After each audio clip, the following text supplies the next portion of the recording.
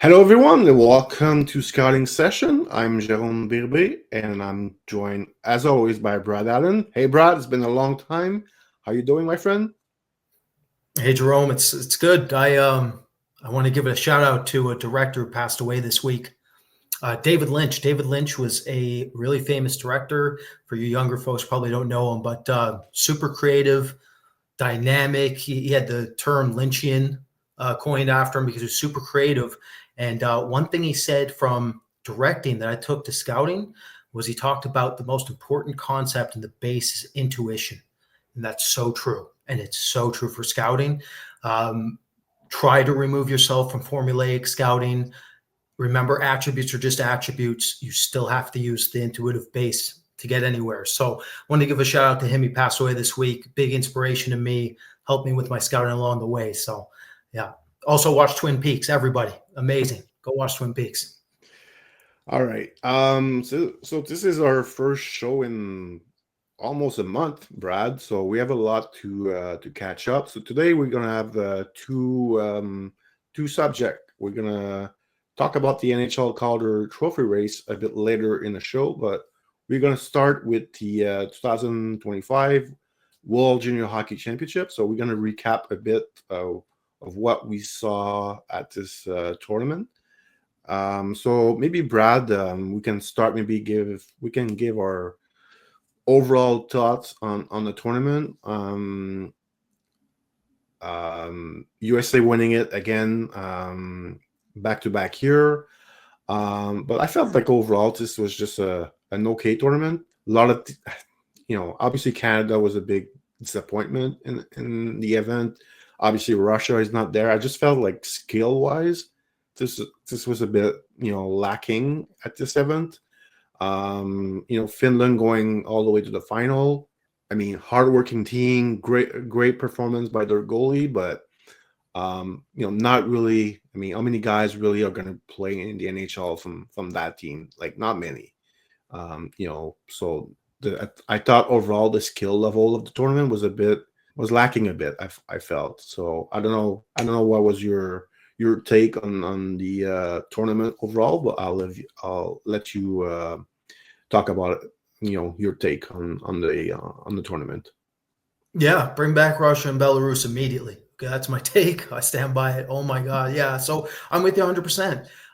The skill level at this event, I would argue, is some of the lowest we've seen in the last decade. Not a ton of star level players, I think, would Mm, be one of the takeaways. yeah, Not seeing a whole lot of star level players coming out of this tournament, at least this past one. That said, I thought by far the most impressive position wise was the goalies.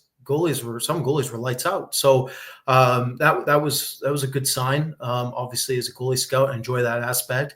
And then obviously Canada's implosion. This is gonna be pretty fascinating now to see what happens going forward. Jerome, it's gonna be pretty fascinating to see what they do. Uh, yeah, yeah. Finland was a surprise. I did not think that lineup would get to the finals. Mm, Obviously, a huge part of that was Rimpin in the net, which we'll discuss. But yeah, maybe I underestimated Finland's skill set a little bit. Also, it was awesome to see the Czechs really stand out again. And I really think that this tournament, it has a real chance to shine again as long as we can get in the future Russia in, Belarus in, and Canada can clean themselves up a bit. I think the tournament could be very successful. yeah, I mean, we can maybe start with Team USA winning it. They were, I think, one of the on our preview show. I mean, I mentioned they were one of the three favorite for me. And obviously they won, but they were better than I expected. I think I was a bit unsure about their defense. I think Cole Hudson kind of like shut me up really early on in the tournament. I thought he was really good. Even like playing maybe Steve Bume at the first half of the tournament. But Bume was really solid in the medal round. That's why, like, again, I'm really surprised, like, looking back at last year's draft to see Bume, drop where he dropped in the draft. Like, he's a great defenseman prospect. Like, he's to me a first pairing, potential and pairing him with maybe Brock Faber in Minnesota, that's could be a really fantastic pairing for Minnesota. So yeah, I thought Hudson and Bume were really strong all tournament long. Ryan Leonard was incredible. I think it was Mike Johnson on TSN who said, like, Ryan Leonard shoots the puck like he's mad. Like, his ability to shoot the puck is really high hand, but like it's to compete. It's like he is what we call like a hockey player. He does everything on the ice. Tough to play against. He's got some skill. He can play wings, can play center. Like, he does everything. So that's what we call like a real hockey player.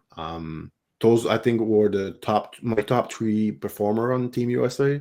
Bume, Hudson, and Leonard. I thought Perro was still good. Agans was still good. But I think those three were fantastic for them. And Hudson will be back in next year's tournament. Looking forward to see what he does next year. It's going to be a lot of change to the lineup next year. Like, a lot of guys won't be back, like Leonard, Perro, Augustine in that won't be back. Bume won't be back. So a lot of change for next year's USA team. But yeah, Hudson was really good. Really, I expect him to play like he did at this tournament next year. So he's kind of like maybe a year in advance in my projection. Other than after that, I thought, like you mentioned, Finland, like, not a fantastic team on paper.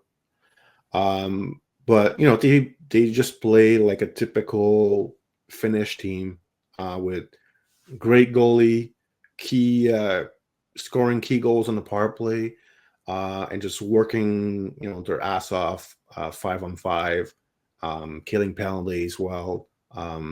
Just a typical performance by a Finnish team where every player on the roster buys in. And that's why it's really fun to watch Finland. But as far as like real legit prospect on that team, Elenius is probably their best prospect, and I didn't think he had like a fantastic tournament either. I still think he's a good prospect, but I don't think this was like a fantastic showing by him. A bit similar to last year showing by him. So, but I think he's playing like fairly well at the American Hockey League. So I think people need to remember, and even us as scouts, sometimes we have to remind ourselves, like, this is just a 1 week, 10 days tournament. So we have to be careful sometimes being too quick to judge on the player performance. But I mean, we're doing a podcast, so we have to talk about what we see on the ice. And you mentioned Czechia also, Brad. Third straight year with a medal, back-to-back bronze medal. 2 years ago, they lost in the final. Really, really solid performance by them. One thing about them, Brad, like, they were a big team. They had lots of big forward, really tough to handle down low along the boards, and I'll be honest, one of my least favorite player was really good in this tournament. Edward Sally was really strong for them. I mean, if you watch him in the OHL last year, like, that, his performance it was a bit of a shocker. Mostly, like, we always knew he had the talent, the skill, the skating, but it was always about compete. And he really showed some really good compete in this tournament. And I thought he was really good. And really got, we have to give them credit. The Czech, they were like a really strong team. Well-deserved bronze medal for them, beating Sweden in that game. Speaking of Sweden, Brad, once again, they start the tournament on fire. Really strong performance, and then just in the medal round, it was, even the quarterfinal was not all that convincing, and then they end up losing in the semifinal, and then losing the bronze medal game. So once again, Sweden, they find another way to not win like the gold medal. Unfortunate. And maybe we can talk a bit about Canada. I think we have a lot to talk about with that team. Just a disaster, honestly, from the start. The best thing about that team was actually watching Matthew Schaefer at that level for one game. Obviously, there's some exhibition game, but I thought Matthew Schaefer was awesome when he played. He was their best player. And that's usually not a good sign when a guy who just turned 17 back in September is by far your best player at a U20 tournament. And you kind of saw it coming. He got hurt, and Canada just like collapsed after that, and they never really recover from it. So, Brad, maybe a few thoughts from you on maybe Canada, but the other teams as well. Yeah, from Canada's point of view, I think it's the last time we'll see an attempt at strategical specialization at each position instead of taking BPA. It's pretty clear that from now on that the best player available is going to be going, and it makes the most sense and basically always has. It's one of those situations where I kind of get it from Canada's perspective where they can field theoretically the best roster. They have the most depth at each position. So I understand why they want to be a bit strategical, try to bring in some specialization, but it obviously doesn't work to the degree that it theoretically should. And I think part of that is what you just mentioned with Schaefer got injured. They didn't have a replacement for him. They didn't have any replacement. So, I feel bad because obviously like the coach has been under siege. So I'm not going to touch on the coaching. That's been done enough. But yeah, it's, there's a mountain of pressure for Canada at these events, especially when they're coming off a bad tournament, which they were. And it felt to me like there wasn't a player that was stepping up to be able to just take them back, take that pressure away from them and then start pushing forward. It seemed like they were caught in the headlights a bit. They kind of got caught up in the moment, and these things happen, but long term, we'll see what happens. We'll see if there's some changes at the top, or if there isn't, maybe the top can internally try to figure out. There's no doubt there will be change. It's back to back year, kind of a disaster both year, losing in the quarterfinal. There's some really, you can argue about the selection of the players. Like I was in Ottawa. Yeah, I was in Ottawa for the camp, and there's like some players you're like, why is he not on the team? Like Parek. Worst case, you just keep Parek as your 7D, and Schaefer gets hurt. Like you have your replacement right there for the power play. Between Yakimchuk, Parek, and Seneke, I mean, that those are the big three. Obviously, I still stand by Kevin He. I think Kevin He would have been huge at this event, especially after what happened. Now that it's like in the rearview mirror and you can kind of assess it, there's no doubt in my mind a player like Kevin He would have been huge at this type of event. He's a spark plug. He's an ignition switch. He's fantastic north-south. They needed all of those things. They need all of it. So, yeah, I think, we could argue all day, but they definitely left off some top talent who were performing extremely well in the CHL off the list. Even the guys that they had on the team, they didn't use them well. Like, why is McKenna not playing much more than he did? Like, they only start playing him in the quarterfinal in the second period, and that's where like basically their best moment in the tournament, where McKenna was like really starting to get going in that second and third period. But like, where was he before? Martin barely played in the tournament. Luchenko, like one of the best kidder on the planet, that was a big one, in his age group, and he's playing 9-10 minutes a game. Like, yeah, that was surprising. Oliver Bonk, like, why is he running the power play? Like, he doesn't run the power play in junior. Why is he? Very confusing, honestly. Like, and obviously there will be change on the staff for sure. Maybe Brad, I did kind of cut you off here, but maybe if you have other thoughts on the in the Finland, Sweden, Czechia. We didn't even mention Latvia, Brad. The feel good Yeah. story of that tournament. There's always one. There's every always year. one. Last year was, in my opinion, Norway was the feel good story for me, and obviously Latvia. What they did this year was pretty incredible. Yeah, Latvia. I mean, Bruno Osmanis is somebody we talked about before coming out of the Allsvenskan. We knew he would play a factor, but he was really, really good.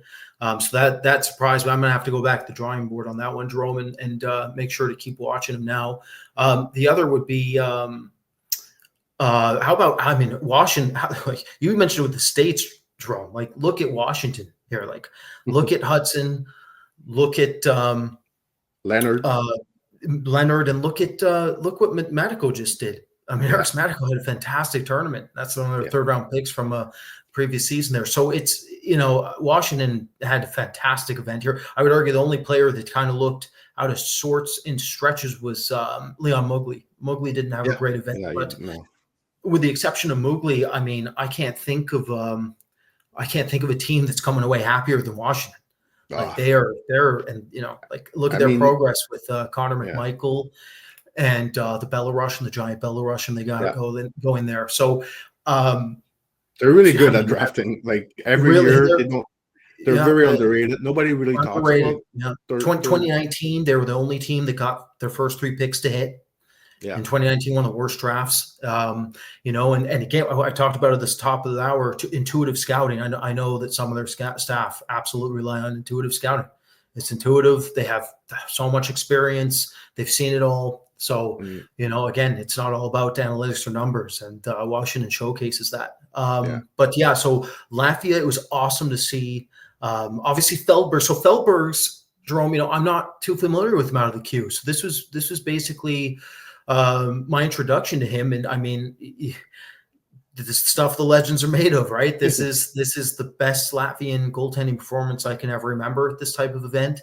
And he has brought that back with him to the queue. His confidence that he got at this event, he is doing better in the queue. So I'm going to have to watch him now down the stretch here, which I was not expecting going in at all. I did not expect to have a goalie that I didn't know by name that I'd actually have to go back to. So that's always exciting, always awesome. What else happened at this event that matters? I think one thing I really liked was our big Swedish kids that we're fans of performed really well. Our Anton Wahlberg, Herman Traff.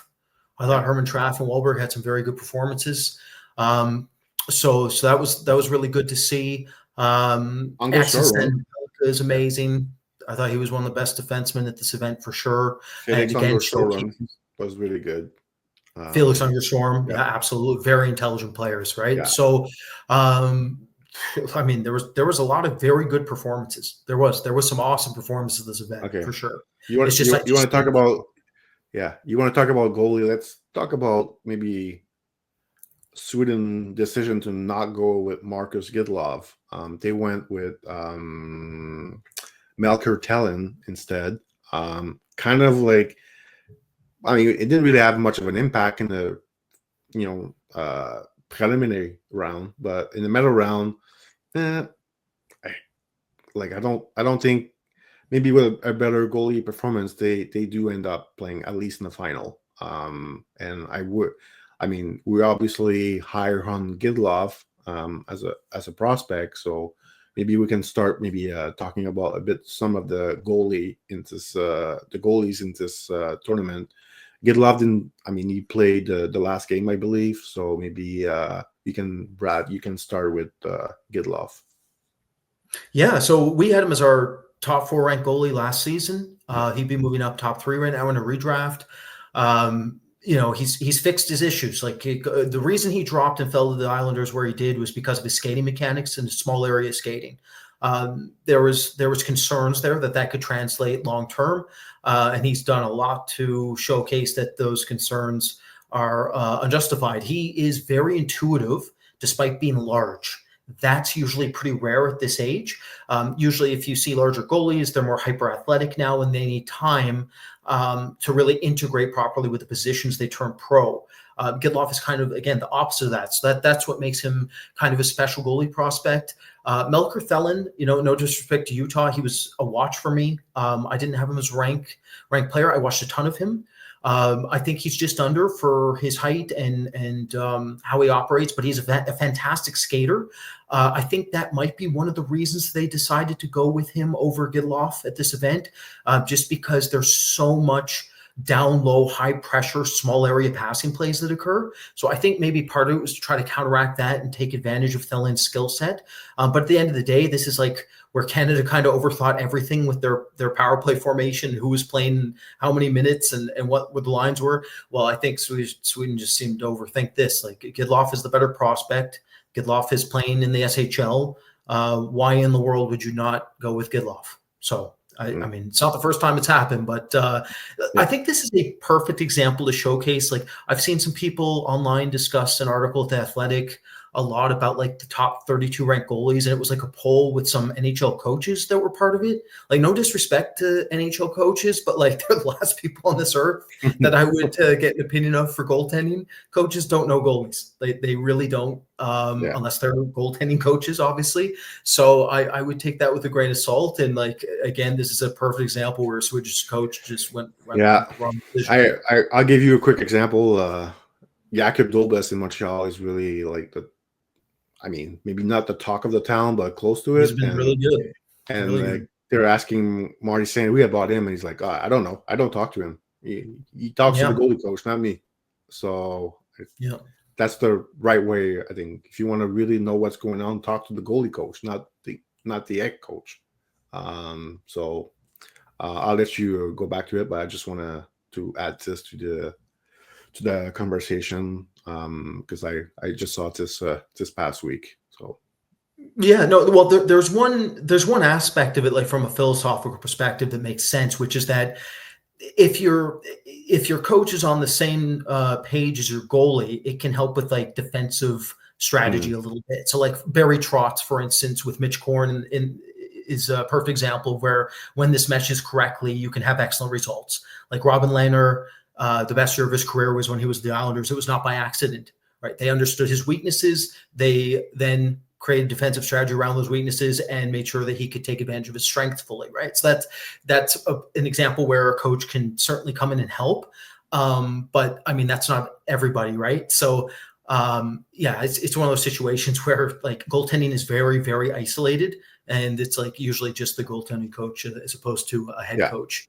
So for other goalies at this event, Carter George. So let's talk about Carter George a bit. This is a player I admittedly wish I had a little bit higher in a re-ranking. We put him did we put him as what are we, ninth, Jerome? I believe he was ninth. Yeah. I wish I'm probably sixth or seventh now. I would say sixth, not like huge jump, but like enough. So the thing with Carter George is, like, again, I don't mean to sound like a broken record. We're going back to intuition again. It's like, so certain goalies, like I love hyper athletic goalies, like Sebastian Cossa, Damian Clara. That's my style of goalie. Markstrom right now with the Devils, like just giant freak athletes who can move extremely well. That said, there's the other side of this, Philip Gustafson's of the world. I am not a big fan of Philip Gustafson, but all he does is win. All he does is stop a puck. So how is he? Well, he's not that athletically gifted. He's not the type of goalie that can get to every save. He can't recover at the rate of some hyper athletes. He doesn't have the lateral transition rates of some hyper athletes, but he can make up for that. He can compensate for that because he reads the play so well. He's so calm. He's so poised, plays with ice in his veins, and he just tracks the puck. And yes, he'll let in high danger goals. It has to do with the toolkit and lack thereof, but he very rarely lets in a deflating goal, especially on low to medium danger shots. And there's obviously a place in the NHL for this type of goalie still, or Philip Gustafson wouldn't be thriving. Carter George is another example of this style of goalie that should have some success. Another that's coming that basically gets no discussion, but is the one I actually like the most out of any of them, and that was Kirill Gracimiuk. Kirill is he'll be in the, probably either comes over next year or he'll be in the KHL, I believe, with a new contract, but not a hyper athlete. Rate of recovery is average. Doesn't transfer that quickly, but just so incredibly instinctual. just unbelievable at reading release points, knows exactly where he is. His spatial recognition relative to his net is second to none. Depth management, it's all there, right? So Carter George has that in spades, and it showcased at this event. And without him, I can't even fathom how much worse it could have been. Carter George was phenomenal at this event. I know for sure he'd want that short side goal he let in the final game there against the States, but overall he was spectacular, and I'm sure LA is very happy with his performance. Another goalie I'll talk about, Petteri Rimponen. So I'm getting a lot of discussion. A lot of people have been asking me about Petteri Rimponen. So I did know him from Mestis last season. Awesome set of pads, really good color contrast. I'm all about it. But I really thought he was under. He is actually 6 feet, straight up 6 feet tall. Good athlete, but not a great one. Not, I would say, even at Lindbaum's level, 7th round pick out of Vegas that's tracking to be pretty good. I say he's under him. So you're looking at like a goalie who is, again, extremely intuitive, understands the position, can track extremely well, predict very well, anticipate play in advance, understands the ability to read release points properly. He's had success at Liga this season. So coming into this event, I think his confidence was sky high, which really helped. For me, he's still under. It reminds me, Jérôme, you reminds me a lot of is Thomas Milik, Winnipeg's was it 5th round? I think 5th round pick from Winnipeg. Milik is a phenomenal smaller goalie. But again, I feel like he's just under that threshold necessary for actual starting potential at NHL level. So for me, Rimponen is still a bit under, but he had a spectacular event. I won't be shocked at all if he's drafted later in the back half of the draft. So between Felbergs and Rimponen, the lack of Gidloff, and then George's performance, there's a lot of reflection for me overall at the position. I would say Vladimir Nikitin let me down a lot. I was hoping for the real Vlad to show up. I had some Ottawa fans super excited to see him for the first time. And there's two versions of him. The version that's confident that can kind of make unorthodox saves and show his freakish athleticism. And when he's zoned, he can really take over a game. And that version didn't show up, unfortunately. The last time we saw that was maybe 3 weeks before the event at the Future Cup, the Russian Future Cup. But going in, he was cold. He was playing some of the back-to-back, some of the worst hockey I've seen him play this season. His condition was an issue. I think he was very frustrated and showed it visibly. And I think we know that's true now because he's coming back over the BCHL. So big disappointment for me was Nikitin's performance, but look at Trey Augustine's. How many medals does he have to win, Jérôme? Holy, Augustine's really racking it up now. So Detroit, I'm sure, is extremely happy because one of Detroit's, it's not an issue, but it's certainly something I'm sure they would want solidified long term, which is just they want the goaltending to take shape there because Ville Hosso did not develop or emerge in the way some thought. Some of that is due to injury. Alex Lyon's a phenomenal backup, but he's a backup.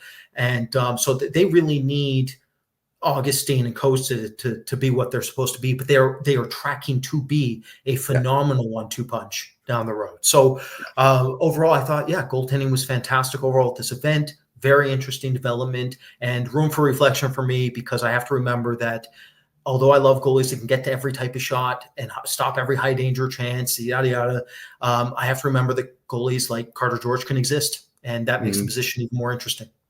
Yeah, it was actually my first time watching Nikitin. I've heard of him. I've watched him a bit before, but really focusing on him. And I knew his team was going to get destroyed for the most part.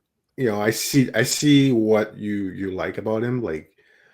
Huge, super good athlete. To me, he seems like a really good bet to be. He just needs to play in I guess more consistent, but going back and forth between the BCHL and the MHL, probably not the best idea for those past 2 years. But I think he's got a shot to be at least challenged for the NHL when he's 24, 25. He just needs time, but the tools are pretty impressive. So I've heard of him a lot from you mostly. In the past 2-3 years, I remember you sent me a goal he scored in the BCHL a few years ago. But really focusing on him at this tournament, I was like, okay, he's giving up a lot of goals, but I can see what Brad was talking about. Even though, as you mentioned, he didn't play his best, but I mean, really, really tough to bet the top of your game when your team is not that good in front of you. So, any other players maybe Brad we could mention? I actually one because I saw people were really positive about his tournament, and I really don't agree. As Dalibor Dvorsky, I don't know what we actually have not talked about this at all. So I'm curious, what was your opinion? Because I was kind of let down once again by him at this tournament, like I was last year. I felt like 5-on-5, he just didn't do a whole lot for me.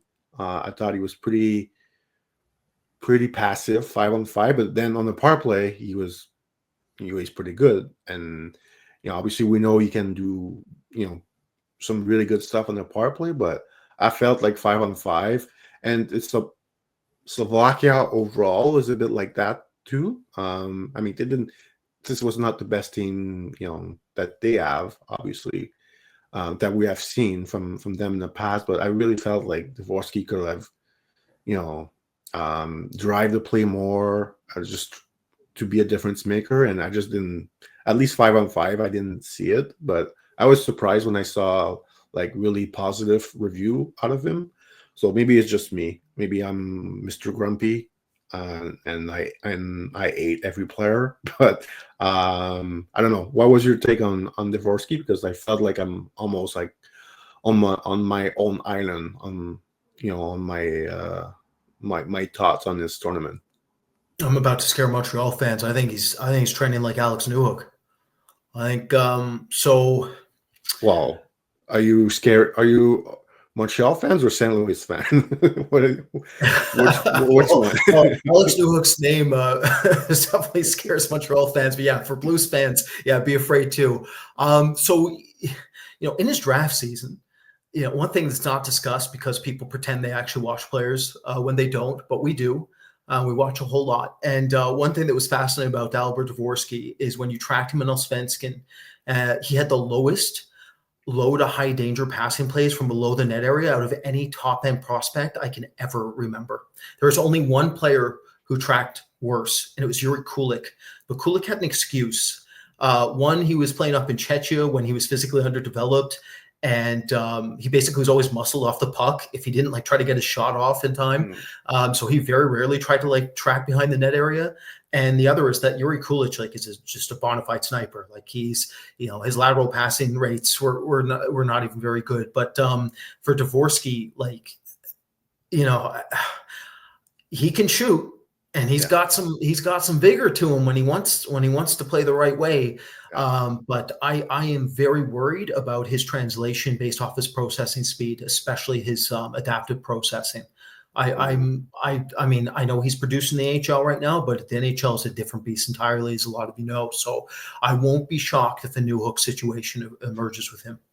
Yeah, we'll see. I was just curious to see because you and I have been ghosting each other for a few weeks since that tournament. So I didn't know what was your take on Dvorsky, and so I guess we do agree on him not being as good as people say he was at that tournament. And I'm a bit worried, I would say, if I'm looking at his NHL projection. Like, he was a top 10 pick. So we'll see. But to be fair, like I don't watch really the American Hockey League, but he's stats wise, he's doing pretty well over there. So maybe at some point I'll try to watch a few games of him in the American Hockey League. But those last two U20 tournaments from him have been pretty underwhelming, I would say. And even in the OHL last year, even though the point total were really good, I was not like super impressed by him. We watched him a lot last year while watching like the Villeneuve in Sudbury, and the Giant also, who's also in Sudbury, who's doing really well this year. Winnipeg draft pick. The name I'm missing his last name right now, but anyway, 6th round pick of the Jets. So to Kieran finish Wall. yeah, exactly. So that's our recap from the World Junior Hockey Championship. We wanted to finish the podcast maybe talking about the NHL. We don't often talk about the NHL unless it's to talk about guys we have completely missed or in past drafts. So it's a pretty exciting this year. It's a pretty exciting and it's rookie race. We have like some really good candidate, Brad. So we decide to maybe talk about that rookie race. It's pretty exciting. And there's some really good candidate. You look at Macklin Silberni in San Jose, Lane Hudson in Montreal, Dustin Wolf in Calgary, Matvey Michkov in Philly, who I think we all in agreement, Brad. Those are the top four candidate. Whatever order you want to put them, it's fine. We're not really gonna, rank them right now. We'll let maybe our listener or viewers do their own rankings. Maybe we can just at the end give us who we think will win at the end of the year the Calder Trophy. So maybe we'll touch on a few before touching on the top four. Maybe a few other guys, Brad, that are rookie this year, and either they're not as good as the top four, or some of them are maybe it's a bit disappointing in the rookie year. I think maybe we can start with Carter Gauthier, who had a lot of hype. Obviously, was a great college player, and the NHL has not been an easy place for him this year. With a little, that definitely he's not living up to the hype he had coming into the year. So one thing it's fascinating about Anaheim, I was watching them a little bit the last couple of weeks, try to get an idea of what's going on there. So I've never like their team seems so disjointed. Like emotionally, they don't have a lot of energy on the ice. They don't seem to have a lot of buy-in. I have no idea why.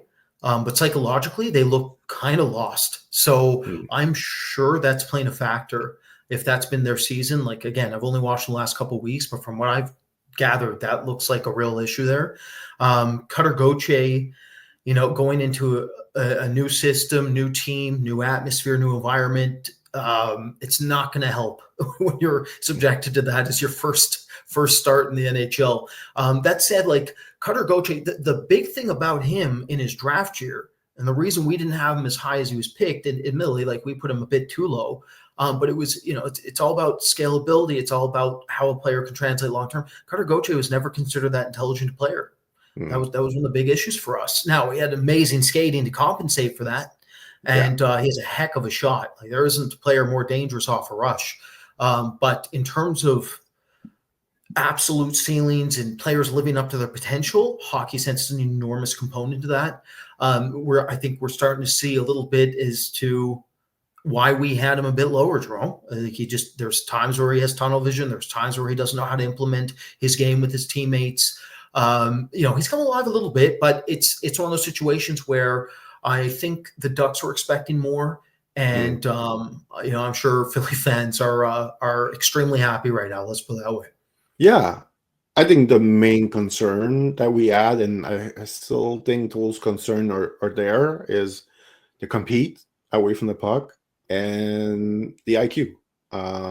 Not the most intelligent player, but it doesn't really matter when he's with the program because he's playing with a bunch of, like, it's almost an all-star team. Like his team was stacked. So, he was not the number one option on that team, like far from it. Even though he went fifth in that draft class, you had like Logan Cooley, you had Snuggerud, Megorty, M, and a few other guys too. So like he was not the number one option. He went in college, and what is at Boston College, he was the number one option on his team. And then I start wondering, like, did we mess up with his ranking? And I think we kind of did, but I don't think he was top 5 candidate for me. Like I felt like I think we had him 17. I felt like if he was closer to 10, that would have been a good spot for him. I still think 5. It's tough to draft a guy at number 5 when you question his hockey sense, you question his compete. That's kind of like a risky decision to take him at number 5. So yeah, and I mean, like you said, Anaheim has been a bit of a mess this year. Like guys that we love as player, like Carlson is not really producing this year. I was expecting him to really have a breakthrough season this year. It's not happening. Menchikov has taken a step back from last year. So I know it's really hard for if you're rebuilding. There's gonna be a lots of up and downs, but more downs moment on that team. So and Anaheim has some veterans too. Like they just got Jacob Trouba, Radko Gudas is there, Alex Killorn. So they have some good veterans, but it's just not really working out so far this season. And Zegras is still hurt again.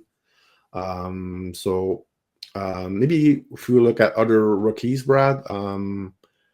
Speaking of guys that we miss, Logan Stankoven in Dallas, really strong last year with the Stars at a great end of the season, but we really watched him in the playoff, and he was really, really good. Probably not the production-wise. I don't think he's having the impact that I think a lot of people. He was a guy that people thought he would be like a number 1 candidate to win the Rookie of the Year based on what he did in last year's playoff. It's not really happening for him so far, but like he's still a good player. He's still like a high compete, super intelligent guy. But Dallas is a team they're really good, but you look at some of their key players, they're not producing as much as you think they would. Even Wyatt Johnston, Jason Robertson. It's not Miro Heiskanen had a down year as well. Yeah, so they're still like a really strong team, but they're not. I don't think they're playing up to their full potential, at least offensively speaking. So I think it might be affecting a bit Stankoven to see the best player on the team not having their best season. Any other rookies, Brad, you want to mention here that are not in that top 4 group, but just after that? Yeah, Emil Heineman, our boy, Emil. Yeah, we had him ranked pretty aggressively in 2020. We loved his game. Super tenacious, good frame, hit everything that moves, phenomenal shot. I remember on our during the final meetings, we were discussing exactly the ceiling because mechanically the shot is beautiful. But there were times, especially when he was called up through Lexington and the SHL, where there's too many shots to the crest, as Mark Edwards would say. So there's one of those situations where could he adapt his shot and switch up his shooting angle a bit more than he was in his draft year? Because from a mechanical perspective, like it's brilliant, incredible shot, phenomenal wheelhouse too, and looks like he is making some adjustments because. What do you have? 10 goals, and he's averaging 10 minutes of ice time per game, and he's on the second power play unit. So, and he's not shooting a ton yet. He's just getting comfortable. So, the injury timing is unfortunate, but I think it's safe to say that Emil Heineman's going to be something for Montreal in the top 9 capacity for many, many years. So that's one for me, very under the radar prospect. You almost never hear anybody ever talk about Emil Heineman, minus obviously Habs fans coming are starting to get more accustomed to what he's capable of, but he's a train, and he does things the way coaches want too. So he's a coach's dream in a lot of ways. So I think he's one that's sneaky good. I know Newhook's been extremely disappointing for Montreal fans, but Emil Heineman has been extremely good, and I think counteracts some of the pain that Newhook has caused. Yeah, I thought he had like a decent training camp, but he's been much better at, like, I don't know, maybe it was too much pressure, but I didn't think he played overly great in training camp. So I was like, oh yeah, is he going to make the team? Usually, like, to make an NHL team out of training camp, you really have to really be really good as a rookie. They still, kept him, play him on the fourth line. But their fourth line has been really good. He's playing with Evans, who has been one of the. I mean, Evans and Armia together, they're like one of the best defensive forward duo in the NHL. They're fantastic on the PK, but like their line has been really good this year. And Eineman has been probably not getting like the credit he deserves on that line, because Evans has been super good in the contract year, and also Armia is also in the contract year, has been really solid. So but it's a really good line. And obviously got really lucky last week in Utah. Got run over by a car walking in the street over there. Really lucky, but he should be back in a few weeks. I think at least 3 weeks. But they got something pretty good in Montreal with that player, and he's not playing a huge role right now. But I think as maybe next year you're going to see him start playing a bigger role. That's like a power forward that can really skate, plays physical, can really shoot the puck, and more and more you see his playmaking. His playmaking was always just okay, just decent enough, but it was starting to shine a bit more lately. So hopefully he can continue in that trend when he comes back. Yaroslav Askarov, Brad, a goalie that we really like in his draft year. He's just starting to play with San Jose, so like obviously if we were voting for the Calder Trophy right now, he wouldn't get much vote, but he's probably going to play a lot of games with San Jose in the second half of the season, so maybe he might get some votes by the end of the year. And he's been lights out in the American Hockey League, and he's been pretty good with the Sharks so far. I think he played 9 games. I think you told me before we started recording. So I think Askarov could be, probably not going to win, but Darko, like a guy who could get some good votes come June. Yeah, absolutely. He's acclimated really well. It's interesting. Again, from a scouting perspective, like I got to see a ton of them at 16, all of them at 17. And then I definitely, I watched at least half a season when he was 18, 19, right up to the U20s. And then, when he hits the AHL, I don't get to see him. So I'm just getting feedback of like where he's at, how he's developing. And like the big knock was that he was not taking advantage of his size nearly enough. And his butterfly was not tall enough. He was not tall enough in his butterfly, and he was overusing it. He was constantly on his knees. He wasn't on his skates as often as he needs to be. Like we just talked about Carter George and Kroger Semiuk and Philip Gustafson, who's having a phenomenal season for Minnesota. One thing that they all share in common is the ability to stay on their skates until they absolutely must drop. That's where Askarov has had some developmental issues in the AHL, from what I've heard. So I got to finally check him out again this year, see where he's at, watch him at the NHL level. And it looks like he's starting to improve that aspect again. I really thought he was going to be like the best goalie ever at 16. Like I've never seen a goalie better at 16. I would say maybe you could argue UC Saros and Ilya Sorokin at the age of 17, and probably Igor Shesterkin after that at 18, 19. I would argue they were better, but at 16, he was the best I've ever seen. So that brings a lot of expectation, a lot of ability. But I would say that that San Jose should be pretty happy with where he's at developmentally. To be able to dominate the A now, he's young. He was an August birthday. That's the other thing people forget. He's a young goalie. So, sky's still. I would normally say sky's the limit, and I used to say sky's the limit. However, I do think his ceiling is still extremely high, even if I overrated him slightly. Like, I don't think he'll be better than Dustin Wolf. I don't think anybody's going to be better than Dustin Wolf. We'll talk about it a bit here. Yeah. But Askarov still looks the part, so San Jose fans should be super excited. Yeah, you mentioned his 16 years old season. Like I don't know if it's possible to have a better year than that year. Like he was lights out, elite, use whatever word you want to use. He was exceptional that year at 16. I mean, what was it? He like beating USA at the U18 by himself, basically. Um, like in the semifinal, and USA was stacked. Like it's probably the best team ever. With Jack Hughes, Cole Caulfield, Boldy, like the list goes on and on He here. was But incredible to Linka that season too. yeah, Like he to won that gold. too. He was the reason they won gold to Linka. Like Yeah. he had some phenomenal international performances. But like one thing we could discuss a little bit. I won't go on a tangent with this, but like one aspect with him and Kirill Grosimiak, they were both in SKA's system.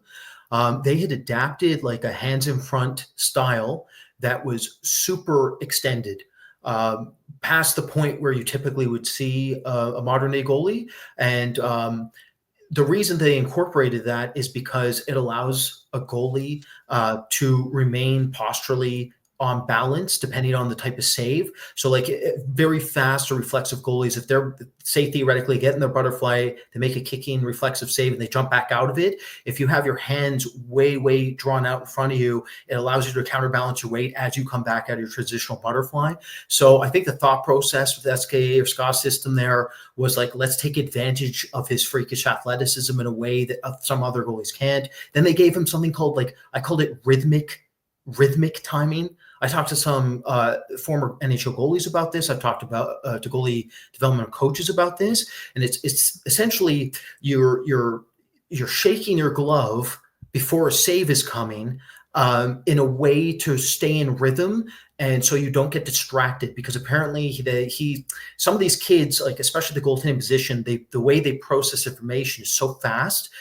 They need something to monitor themselves so they don't get distracted when they're not getting shots against. So he would do this rhythmic glove tapping, and it was not working. What was happening was that shooters, even at the VHL level, were starting to recognize it and then take advantage of it so that they would shoot on his glove side as he was doing it, and then he couldn't respond in time. So my point in saying all this was there was some developmental experimentation done with him at the ages of 18, 19, 20. Then they had to draw that back out of his game. And I think that might have been why in the AHL there was a bit of a developmental glitch from some perspectives. Kirill Grosimiak, I've watched a ton of this year just to get an update. They've actually modified his hands in front stance as well. It's now drawn back in because it's just too easy for shooters to pick underneath the arms, right? It's just too much of a seam there. So Russia is the place of experimentation, the position, but sometimes that experimentation backfires, and then a goalie has to modify their game and redevelop it. And I think that's what occurred with Askarov. Yeah. All right, let's talk about I think most people that follow the NHL will agree that's the top. Those four players are the top four rookie in this year's rookie race, Calder race. So you have Macklin Celebrini, Lane Hudson, Matvey Michkov, and Dustin Wolf. We'll just talk about Askarov. So maybe Brad, let's talk about Dustin Wolf, who is doing really well in Calgary. Finally, he's getting a real chance to play for the Flames. He's been a lights out goalie in the American Hockey League the past 3 years. So yeah, not much to learn left at the AHL level. He just needed like a chance, to play at the NHL level. He did a bit last year, but I think the result were a bit mixed last year. But they're definitely not mixed anymore. Calgary is a really surprising team this year. They are in the playoff picture in the West, and obviously Dustin Wolf as is probably their MVP, to be honest. And that's a guy we like in his draft year, but there's always like the size issue. Like almost went undrafted. Like he was a late 7th round pick by the Flames. So Brad, I know you watch him a lot in his draft year, so maybe give your thoughts a bit on what you've seen from him this year, and what have you liked so far about him with the Flames? Yeah, so I mean, in the Black Book, my quote on him was essentially, this could be the next UC Saros. I wasn't as convinced as I was with Saros for a goalie that small that they could develop into a truly elite number one, but I absolutely thought it was there. So we had him ranked top 4. I so wish I pushed him a little more than that.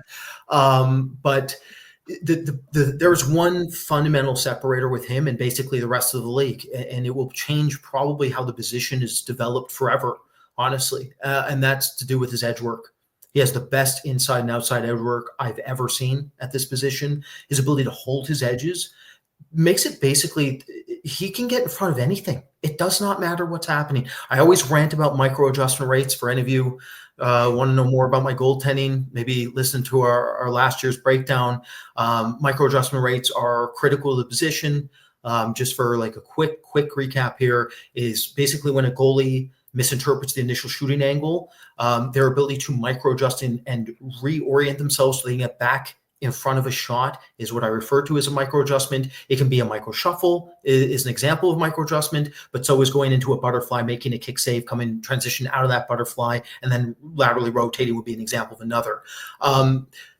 The speed that he can micro adjust because of his inside and outside edge work is absolutely insane. It means that even when he's an incredibly just unbelievable thinker of the game, like a very cerebral goalie, very calculated by nature. You have to be at that size. But when he makes an initial mistake or there's a broken play type that forms, it just doesn't matter. He's always in front of it. He's just too reflexive, too reactive and tight, too instinctually gifted, and just the lateral explosiveness, agility, dexterity, coordination, and edge work puts him at a completely different level than every other goalie. He will be a Vezina candidate as soon as next season. He'll probably be in the Hall of Fame. This is a Hall of Fame goalie. He's the next Jonathan Quick.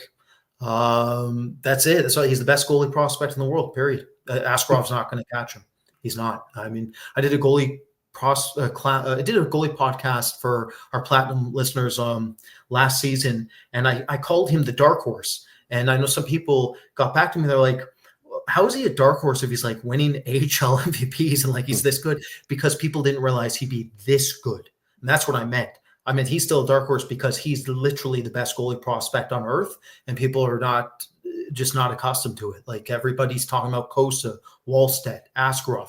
Those are phenomenal goalie prospects. They're not catching Dustin Wolf. Dustin Wolf is the new age Jonathan Quick. He's a new age prototype for the position. And if it was 6'3", forget about it. Then it's over. It's just a wrap. It doesn't matter. It doesn't matter if Calgary man's 5 defensemen. Like it would just be done. So there's nothing missing. Everything's there. Absolutely everything. When you look at the position, he has it all. The fact he was a 7th round pick, that is a point of discussion. Like, I mean, that's the type of pick where every NHL staff has to rethink about how they're doing this. Back-to-back year, Brad. 2019 him. The year after was Dave and Levi, both 7th-round pick, but like late 7th-round pick. Yeah, late round 7th round. And so we're going to see, we're already seeing this, Jerome, but there's going to be another level of seeing this where, I mean, we saw it last year, Ilya Nabokov, right? 6.5 feet tall, went to the 2nd round, top of the 2nd, not at Wolf's level athletically, not at Levi's level in terms of instincts, but very good goalie prospect in his own right. You're seeing teams start to adapt and acclimate. Now, some of you might be like, oh, it's Colorado. Colorado's new development coach and scouting. Who's the Pavel Francouz? Pavel Francouz is a 6-foot tall goalie, and they just he's there in Colorado. So obviously he's going to be more comfortable selecting a goalie that small. I know that there are mandates still at the NHL level against a goalie this size, but something tells me if more Dustin Wolfs exist, these mandates are going to lift everywhere, as they should. Yeah, I mean, those are probably the exception. So I wouldn't bet on seeing a lot more, 5'11", 6-foot goalie getting drafted in the NHL. They're going to have to be really good. It's the same thing with defensemen, basically. And we're going to talk about one later on. But those smaller goalie, they're more the exception. But it's when you can find that exception, and you can. I don't know what Calgary was thinking when they drafted him. Like, did they really, really, really believe in him? And they knew that any other NHL team will they wouldn't pick a 5'11", 6 foot goalie, so they knew they would probably get him late in the draft. Maybe, I don't know. Same thing happened with Evan Levi the year after. So those are really good value pick by those teams. But those are, you're not going to start seeing like a ton of smaller goalie playing in the NHL. Like those are still like very rare. There's not many Dustin Wolf out there, so he's a pretty special goalie. And the Flames are just like, hey, they traded Markstrom to New Jersey, and they they're like, well, we got Dustin Wolf. Let's give him some games, and he's leading them to a playoff spot. Probably not what they expected. I think they really happy to give like Dustin Wolf the starter role, but I don't know if they were thinking they would become like a playoff team this year. So we'll see. I mean, they're just they could be in the playoff, outside the playoff, depending on the second half. It's going to be all on him because their underlying metrics are bad. They have no center depth whatsoever. So, Yeah. And like Kuzmenko, Sharangovich have not played well at all this season. So it's up to him. Like, let's put it this way: if they get in, he's going to have to win the Calder because it was him. It's not even debatable. It wasn't like, oh yeah, the team was. Don't get me wrong. Maybe the team comes around here because Mako, Sharangovich come back from the dead and they acquire a depth center somehow or something. But like, let's just call it as it is. If they get in, it's Dustin Wolf's show. Yeah, he's their clear MVP, to be honest. So let's move on to maybe another one of the top rookies in the NHL, and the guy who really started the year on fire is Matvei Michkov. A bit slower, a bit calm down. He did come down a bit in the past month or so with the Flyers, but Michkov. I mean, a lot has been said about him. The Flyers getting him at with the number 7 pick 2 years ago in the 2023 NHL draft. He's been really good at the NHL level. I've been really. I mean, I'm not surprised by that, but like he's been in like, let's say 4-on-4 or 2-on-3 overtime. He's been lights out with the Flyers. That's a guy, like, if he gets a bit more time and space on the ice, he's gonna, like, he's so good with the puck, and he's so smart also. I think one thing about him, Brad, is that we always talk about his goal scoring potential, but that guy he's a really good playmaker. I don't think he gets enough credit how good of a playmaker he is, but he can really pass a puck. He makes player around him better. And one thing I like about him that gives him, I'm thinking about playoff hockey. That guy his compete is really high. I guess when he wants, but sometimes he does kind of like, not move his feet sometime here and there, but like when he wants, he really, like, he's annoying to play against. Not just because he's good, but like he's got that, he's feisty, and he's not afraid. So I like that about him. Yes, like I said, he has slowed down a bit in the past month or so. And other rookies, maybe like you could argue Leonardson has surpassed him in the rookie race. But I think the Flyers are really happy with how he's doing this year. And I think it was healthy scratch one time, but that's the only time I felt maybe the towards Michkov relationship was in tiny danger of exploding. But so far so good between him and Torts. He's been really good. He's going to score a lot of goals at the NHL level. It seems really easy for him to score goals, and I think the Flyers are more than happy, and they just need to surround him better now with better young player. I think in training camp, him and Luchenko, there was some pretty good chemistry between the two of them. So we'll see in the future if it's a duo, that we see at the NHL level. So Brad Michkov, I know you're a huge fan of him. Maybe what's been your take on him so far this season? I think it's strange.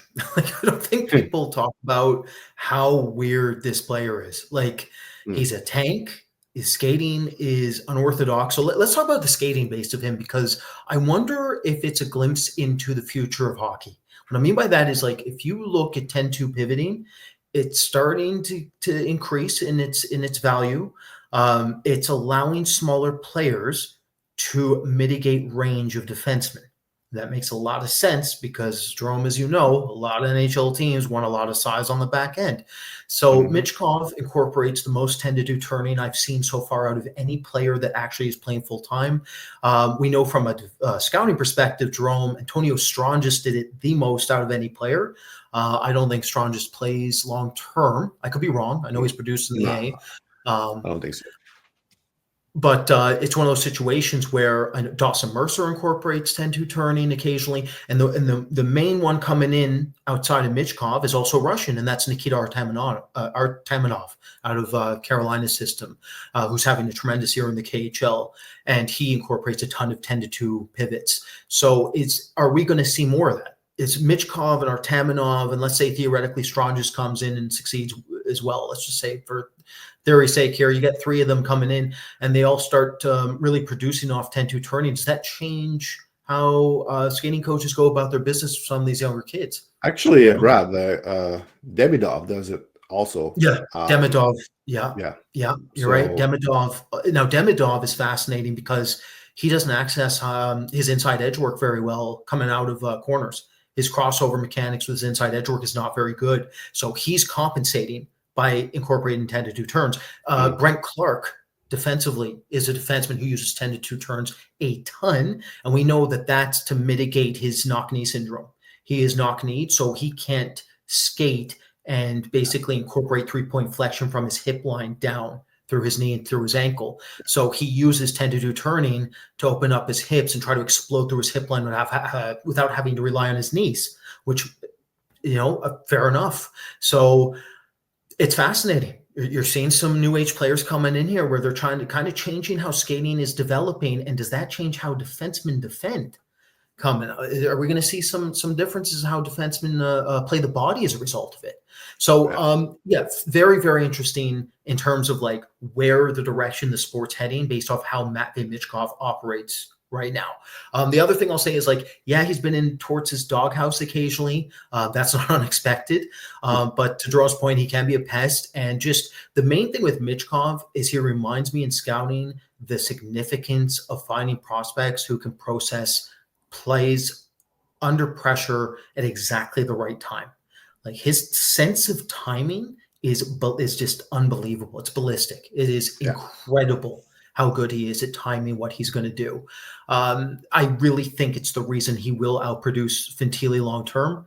Fantilli should be the better two-way player long term just due to the conditioning, the skating. I mean, Jérôme, talk about polar opposites. Look at Fantilli's conditioning relative to Michkov's. Michkov's done in 25 seconds in a shift. Fantilli can run laps. So it's one of those situations, or skate laps. So it's one of those situations. They're polar opposite players. They are such polar opposite players. But Michkov has the potential to really outproduce all of them. I think based off this season, I think Leo Carlsson and Fantilli are going to be outproduced by Michkov. The equalizer is that Carlsson, I really think, is a true center long term, and his two-way game and skating ability will allow him to really be able to defend and become a phenomenal two-way center. Where obviously Michkov's more of a cerebral, dynamic winger. So obviously position will matter. And then with Fantilli, I've always been Fantilli's he seems like such a fantastic kid. So I hate that I'm the one who always comes after him. But I really think Fantilli is one of the most overrated prospects of the last decade in terms of, like, because if people are thinking he was going to be the number one, if Bedard wasn't there, or he's, everybody had him like as like almost an equalizer to Bedard, and then like Michkov and Carlson are below him. And I never thought that ever. I really didn't. I don't think Fantilli processes the game fast enough to be that. But long-winded rant done. Michkov's going to outproduce both of them, I think, by a bit. But in terms of absolute value long-term, I still give the slight edge to Carlson, and maybe Fantilli can sneak by too, depending on Evason's development with him. Yeah, I'm actually hoping Columbus makes the playoff this year so we can see Fantilli in playoff, because that was always the thing when we talk about. It's like, oh man, Fantilli come playoff time, like, oh, okay, like he might have some flaw in his game, like, with his hockey sense, like being a bit more average. But man, that kid can really skate, and he really competes, and his stamina level is, incredible. Like you said, he can have like minute plus shift, and he has energy all day. So that's one thing we love about Fantilli was we call it the like his playoff value. So we'll see. But I mean, Michkov really he's got like that. He's got that. He's a gamer. So it's gonna be interesting. Let's move on, Brad, to Lane Hutton, Montreal Canadiens, leading the NHL in the rookie race, scoring rookie race. He's breaking, like, it seems like every week he's breaking some kind of Montreal rookie records for consecutive games with the points. He's been lights out in Montreal. Like, I live in Montreal, so I get to see him quite a lot. I mean, as we mentioned with Dustin Wolf, I mean, he's kind of the exception to the rule. Defensemen that look like him, usually they have to be really special to be able to perform at the NHL level like he's doing right now. We didn't have him as I think he was like a second round pick for us. Like, I think he was ranked 40 on the list, or around that. Yeah, too late. But I mean, looking back, we were looking at a 5'8" defenseman at that time with skating. I would argue it was average. And we look at every small defenseman in the NHL that succeed, like the Quinn Hughes, the Cale Makar. I guess Adam Fox might have been an exception, but they all are fantastic skater. Lane was not a fantastic skater, but I mean, IQ wise, skill wise, like he's a stud, pretty much. Maybe, I mean, I think we knew that he was a high compete guy, but probably didn't value that enough in his draft year. That the compete was like that. His compete level makes him an even better player. Like, and smaller player like him, like, they have no choice. They have to compete like that. Like, I think if he doesn't compete, if he's an average compete guy, he's as good as he is. I don't know if he plays in the NHL full time.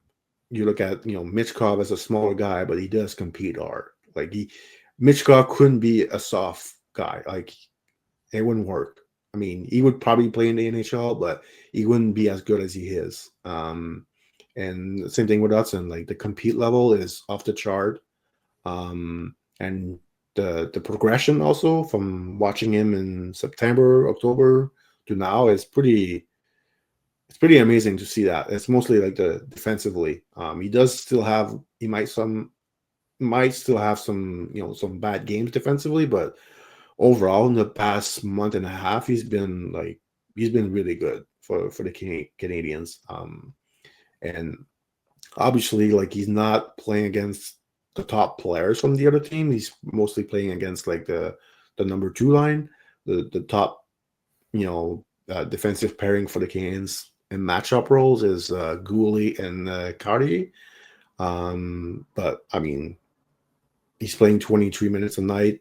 And he's on his way to have like at least a 60-point season. Like really impressive. So Brad, what have you seen from him this year that really has impressed you? Because we did that a lot of talk about him in our preseason chat.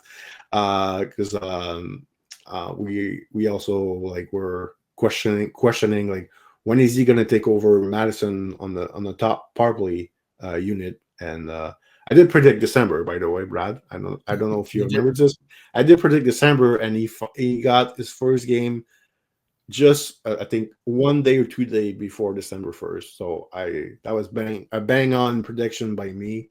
And honestly, like ever since he's been the number one property guy, Montreal has just been a much better team than before. So I'll let you give your few thoughts on Lee Knutson. Well, I'll start by saying in our final meetings, I'll never forget, we were all discussing him, and it was like, and this is a good exercise. If anybody's young, listening to this, wants to learn scouting, communication's key. We said, where would we rank this player theoretically if he was 6'1"? I remember we're all like, oh, probably top 5. Why didn't we meet him halfway? We never met him halfway. We could have met him halfway. That's a scouting lesson. Meet somebody halfway. If you do a theoretical, and the same thing applies backwards. If you see a big 6'4" winger, and you're like, okay, well, what is if he's 5'11"? He's a no draft. That might go a long way to helping you out. But that was a huge takeaway. Is we never met him halfway, and we've tried to correct for that since. The other is that it fundamentally comes down to processing rates. This is an elite processor. That's why he translates. It is the single most distinct, important attribute to weigh for smaller defensemen. It is why Axel and Pellick will also be exceptional. Probably won't put up the same production as Hudson, but he's a better skater. Probably projects to be a bit better defensively. The other thing with the Hudson, I'll say, is that in his draft year, one thing that a lot of people probably don't know is that he actually improved a lot about how he operated offensively. Like there were times where he was very risky with his passing plays, how he would set up at the line, how he would break down the opposing offense from the line. He really modified his game actually around the halfway mark and took off. And I remember towards the U18s, it looked like he'd figured everything out. And that's when we're getting really nervous and we were discussing. It's like, okay, this player really is starting to cook. Like, what are we going to do here? And we missed it. But we were discussing. Yeah. I've not forgotten that. So, a lot of life lessons. Smaller defensemen processing rates weigh them extraordinarily high. And to Jerome's point, like the compete has to be off the wall good. And he's game. He's super game. I'm still a bit skeptical come playoff hockey with how he's ever going to defend. I really am. He's not Quinn Hughes in terms of getting himself out of danger and the escapability and the pure dictating. Like he's not, I don't think he gets to Hughes level, and then he can't skate backwards and he's tiny and like not strong. So like there are aspects still where I won't be shocked if he costs Montreal here and there, and fans will jump a little bit off the wagon, but overall, I mean, you're talking about incredible dynamic offensive defenseman. That's an enormous miss by us. Yeah. I mean, like I'll never forget, like the first time I really watched him was remember the U18 tournament in Dallas during the COVID year. The US Team USA was terrible. Like you look at that roster, it was terrible. So they call up they call up Logan Cooley, they call up McGorty, they call up Isaac Howard. So they had 4 underage players on that team, and Hudson was like hands down the best player on that team at that tournament. And Team USA didn't do well in that tournament. Doesn't really happen often that USA is, pretty bad at that tournament. But Hudson was hands down the best player on that team as a 16 years old. But he was 5'6". I was like, this kid is incredible, but he's never playing. Like he's 5'6".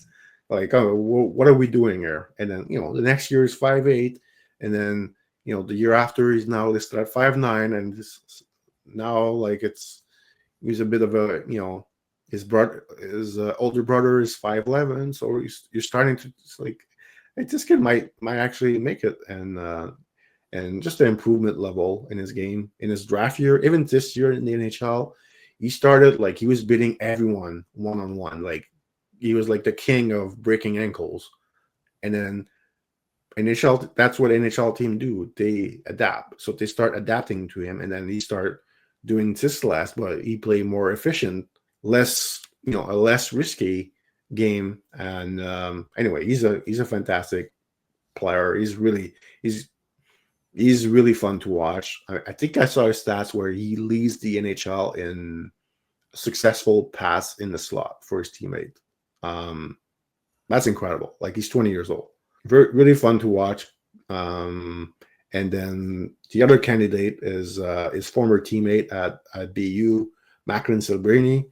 I mean, I always called him like the perfect prospect, the perfect player, because he has no weakness in his game. Like maybe like his skating is not McDavid, McKinnon level, but that's it.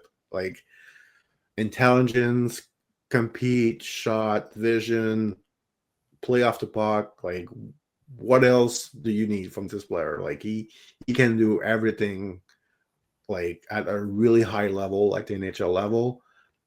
I actually thought, I didn't think he would be as good as early, based on my conversation, last year that I had on some podcasts, because I didn't really. I was like, man, San Jose, like they're pretty they are brutal.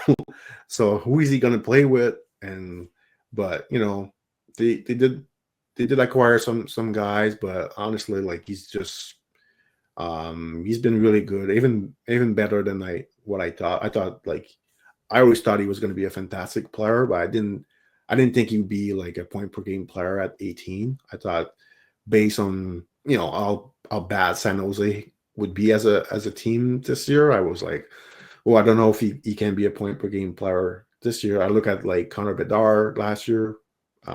He was not a point per game player. They're different type player, obviously. Like Silbrini, much more complete as a player. And Bedard is just a very quick strike offense with him with his shot. But anyway, Silbrini, I feel like we don't talk enough about him because everything he does is so good. I feel sometimes like I don't know if people realize how good Silbrini is going to be when he's. I mean, he's already pretty damn good at 18, but when he's 22, 23, like he's going to be a top 5 player in hockey. So yeah, Silbrini just fantastic hockey player, and like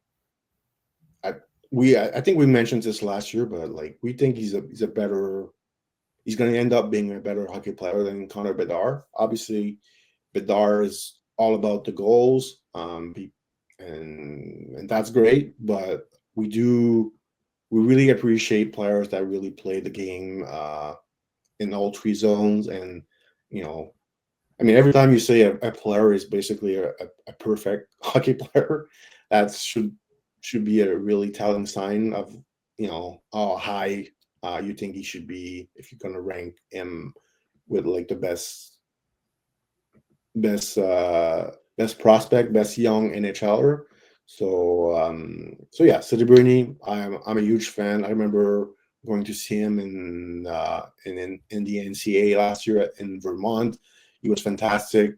Obviously, Vermont not really a good college team, but him and Hudson last year really put on a show. One weekend that I went there, so really fantastic player, and it's pretty cool that he's in San Jose where he spent part of his teenage years. So it's great for the NHL. It's great for San Jose, and Brad, maybe you can finish on Silbrini. Give your thoughts on what have you seen so far from him in San Jose on a pretty young team with some, Will Smith is there, William Eklund is there. So I think and Askarov that we mentioned early on, I think San Jose is starting to look like the they're going to be pretty good when in a few years. I think. Yeah, absolutely. Be anything but boring, right? And at least San Jose is really dynamic and fun to watch now. Sometimes for the right reasons, sometimes for the wrong. They don't have the greatest defense yet, but Celebrini has been unbelievable. I mean, really, I think he's the closest thing. Obviously, there's no Sid the Kid. There's only one Sid the Kid, but he is the closest thing to Sidney Crosby this generation. I think that's kind of the way to label him. I agree. I do think he's trending to be better than Connor Bedard long term. But he didn't get as much hype, which is pretty interesting. Yeah, I say Celebrini didn't get as much hype as Bedard, but he's special, and I'm amazed how well he's acclimated as early as he has, especially coming off an injury too. He came off a bad injury, and he's still doing this. It's like, oh my god, he's gonna be so good. Yeah. So San Jose should be super excited. I know a couple people who are big San Jose fans, and this is the first year they're really coming back to tune in, and there's a reason for that, and that's because Celebrini. So, it's just fantastic for the sport. If we can get a couple more Celebrini style players, it's not going to hurt us.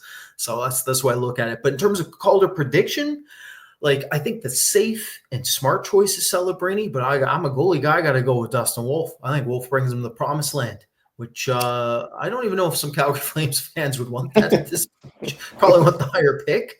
Well, hold on. Montreal does have their first round pick. So do they? I mean, it's top 10 protected. So if they miss the playoff, they don't want to be. They want to be in the bottom 10. Montreal has that pick. They don't want to miss the playoff, but finish 13. Let's say. No, they don't want that. That's not good.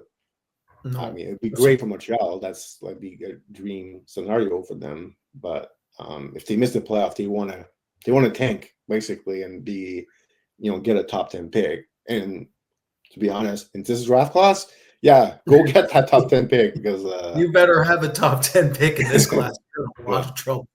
Ooh, this class getting 2012 levels of bad. I don't think it's going to be as bad as 2012, but it's shaping up to be the worst since 2012. Yeah, not super exciting for scouts, honestly.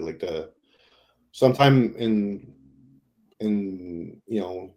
it's the depth that is not good. Sometimes it's the top end that is not good. But when both are happening in the same year, the top end is not that great, and there's no depth in the draft. That's a problem. Yeah. So your pick is Dustin Wolf. I will go and say if Montreal makes the playoff and Leonardson has 65 points, 70 points, I think he gets it. But Montreal is kind of trending in the right direction in the past month and a half. So we'll see if they can keep going. The race in the East is crazy. There's 19 for. Good luck predicting that. Good 3 spots. Those predictions. Oh my god. There's 19 that is a difference of 6 or 7 points. I was watching the Canes this past weekend against the Rangers. That was a playoff game in January. So, that's it. You're taking the words out. I was literally about to say the best thing about this playoffs are now. They really are right now. It's all in. Yeah, maybe the team that actually makes the playoff, they're gonna get in the playoff. They're gonna be exhausted because they're gonna have to play playoff hockey for 3 months, 4 months. That's kind of insane, but it's fun for us. If you watch playoff hockey is the best, and if you get some maybe not exactly playoff hockey, but something close to it in January, February, March, that's awesome. So far the race is really tight in the East. So if Montreal does make the playoff and Hudson has 60 plus, 65, maybe 70 points, I think, and obviously there's going to be a lot of hype with the media in Montreal. I think I would pick him, but my pick at the start was Celebrini. But maybe the second half of the season, San Jose might be a bit tougher. So we'll see. It's a great race, honestly. Michkov was on fire in the first month of the season. He looked like he was gonna run away with it, and Celebrini came back, and then now it's Hudson doing his thing, and then I think a lot of people are forgetting Dustin Wolf. I mean, if Dustin Wolf brings Calgary to the playoff, that's the same argument I have for Lane Hudson, basically. So, Calgary would never be in the playoff without Dustin Wolf. So it's a great race, Brad, and I don't remember seeing a race that tight for Rookie of the Year. Usually it's like one or two guys, but now you have like four legit choice to win this. So it's pretty cool, honestly. Yeah, I'm with you, especially because it has playoff implications. Makes it even more interesting. Yeah. All right, we're gonna wrap this up. It's a bit of a longer episode than what we usually do, but hey, we were on vacation for a month, Brad. So We gotta make up lost ground. Yeah, so hopefully you guys enjoy it. We're gonna be back next week with another episode of Scouting Session. Meanwhile, I'm going to Ottawa this weekend. I'm gonna go watch Michael Misa play, and then we're gonna be back next week. Not sure what we're gonna talk about next week, but I'm sure it's gonna be pretty fun. And Brad, maybe the last word for you before we wrap this up. I just booked everything for the U18, so that's going to be huge for Texas. And I look forward to actually getting to see some of these kids more in depth in person here coming up. Besides that, we finalized the halfway point of the goalie list, so maybe that's something we could do, Jerome, is get a goalie podcast going for this draft. And the good news is, unlike the actual class, which is awful, much like the 2012 class, which was saved by the goalies, this class might be that as well. This class that's going to be an easy podcast for me. I'm just going to ask you a question, and then I'm going to drink some water, and I'll let you talk for an hour. All right. I look forward to it. All right, we'll be back next week, guys, and see you guys next Wednesday for a new episode of Scouting Session.